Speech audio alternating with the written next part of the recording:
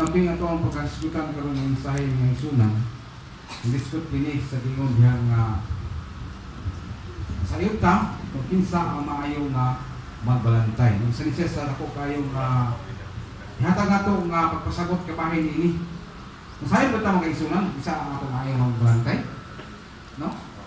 So minsan kasi mo ko man mo kay malo isa ato maayo magbalantay kay sapad sa ko ang kinabuhi wala mo kita niya, no? So mali isa sa to ang hatagan nato pagtagat karon nga santo do wala kan ini makita kung na-film nimo ni sa imong una pagbati. Nga siya gid ang ato ang maayo nga magbalantay sa ato ang kinabuhi, no? Kung bitaw sa atong pagalingon mga igsunan, ako'y mga idea o mga pagpadayag, no? Sa atong dagan karon sa atong panahon.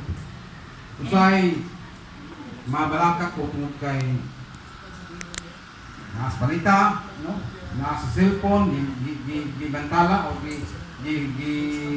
setaw na, no? Na dito makita nimo nga ang mga disgrasya ang daghana.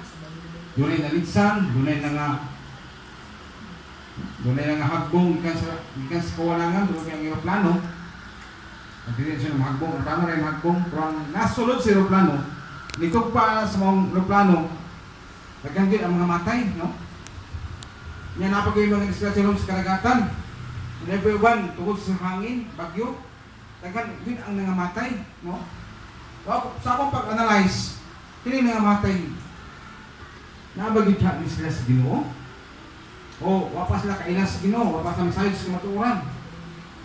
Kung nakakita mga isunan, ako nang ipabot ka nato yun. Basta kayo may baluta, na kay Diyos nga itong ialagaran, o may baluta, na doon na kay Diyos nga ito ang isandigan, o may baluta, na kining Diyos nga itong ialagaran, mo gini siya ang matawag nato nga good shepherd, no? Maayo nga magbalantay. Kasi ngayon kasi maglingon nga, okay maayo magbalantay, di sa kalibutan, no? Kay mismo gani ang mga ginikanan, amahan, ginahan, matawag ba na sila ang sila may tigatiman sa ilang mga anak o ginaasa ang palibot, hindi pang ganito ang kabalo kung usay may tabo sa dagan sa panahon o dili kita may balo kung usay posibility nga may tabo sa ilang mga bata o silang nahas kinabuhi o silang kaugalingon, no? Pero doon tayo ipasabot sa barang sulatan, doon na tayo maayo nga magbalantay. Muna ipasabot na ko karon nga kining atong maayo mga magbalantay nung naman ito nga siya kini si Jesus Christ, no? Siya gayud ang ipasabot diri nga maayo gyud siya nga magbalantay sa mga ibasa na to diya sa John chapter 13 verse 14, no? Ako ang sumunod na pagbasa, ako mao ang maayong magbalantay sa mga karnero kita, mga karnero sa Dios, no?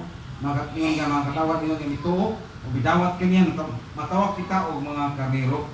Nakinig ito ang ingon yung six mga karnero, ang magbalantay ngayon nato, na kinilagin ka nato kung kinsa kita. So walay